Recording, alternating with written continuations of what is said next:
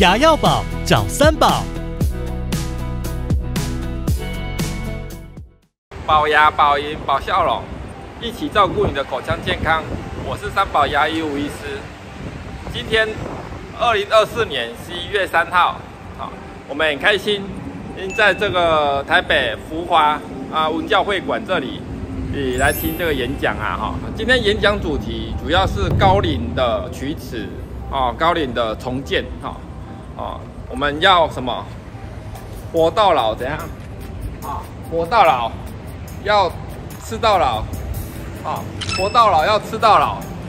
就是我们牙科医疗虽然不能延长生命，但是可以增加幸福。所以很多老年人的老年生活因为没有牙齿营养不好，没有办法咀嚼，没有良好的咀嚼，也会造成整个消化系统也不好。所以如何重建，创造好的医疗环境口腔健康是我们牙医师最主要的工作所以在高龄验复的部分、高龄假牙的部分是非常重要。像台湾今年度开始慢慢进入超高龄化社会大概有1/5的患者是除了牙周病以外，或牙齿都磨得很短的。这部分在整个重建我们很多时候都会遇到一些困难，所以我们希望我们在找时间在进修这些高龄的龋齿磨好的部分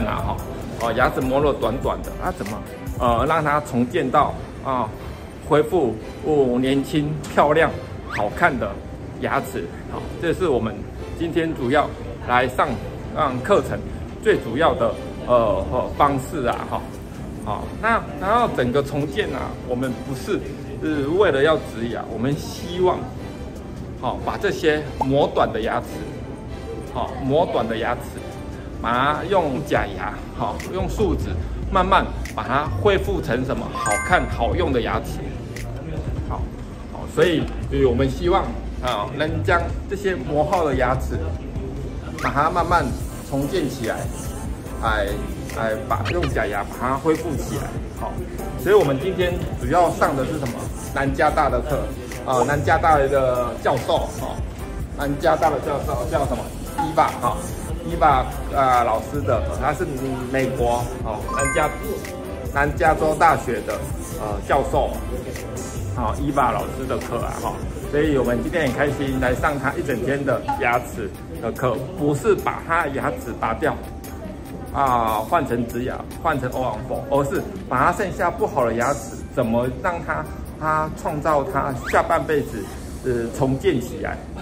有些牙齿真的是磨得很短了，他怎么做假牙？他怎么恢复他年轻的咀嚼高度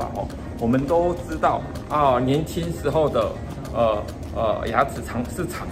然后经过30年、40年、50年，越磨越短，越磨越短，防止慢慢的消耗磨耗越来越短，越来越短到后来他想要做假牙的时候，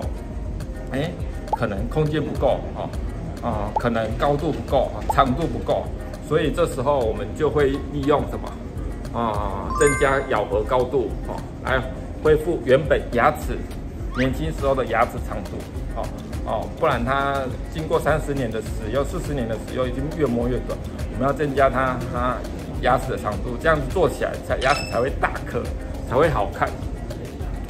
而不是用剩下的空间直接做，这个不行。所以既然要把它的牙齿变长，所以这个步骤就不是只有单独做1颗牙齿的简单，所以要有可能很多颗同时什么来增加牙齿的高度跟长度，然后为它接下来的20年、30年来做重建的部分所以这个部分也是要经过很多学习从1颗到多颗的整个重建整个的步骤是比较麻烦的那以前的这个部分这种磨耗性的牙齿都要做到传统的金属假牙，那磨的量哈，因为是2层，就以前的金属假牙哈，在20年前、30年前做这种 case 的时候，都要磨掉很多的珐琅质。现在有比较好的全瓷冠的材料，我们修的量就会少很多哦，然后就可以避免不必要的抽神经哦，不必要的医师的磨耗哦，医师会要套假牙，所以也会修珐琅质。所以我们现在有全瓷冠，能够尽量减少这个的修整，来让剩下的珐琅质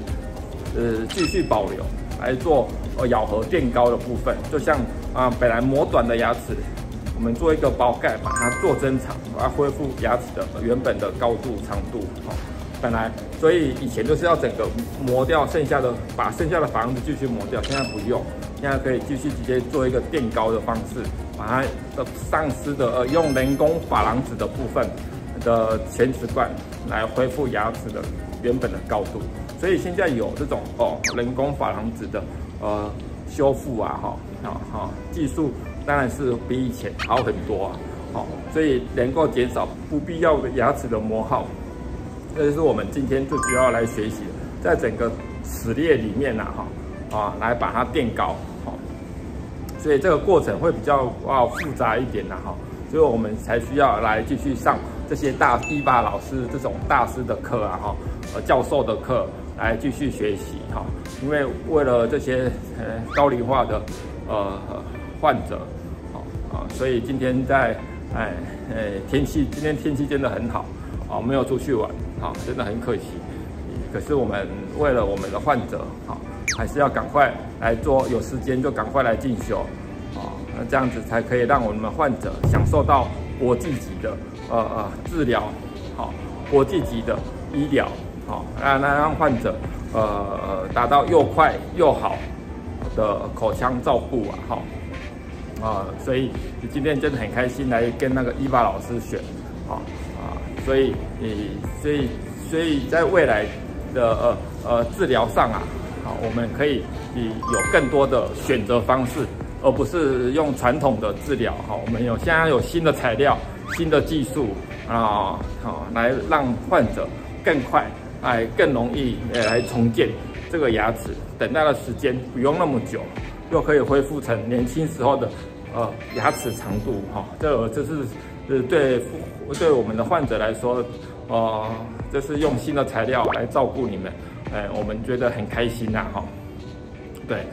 所以也要好好照顾牙齿，所以不要刷得太大力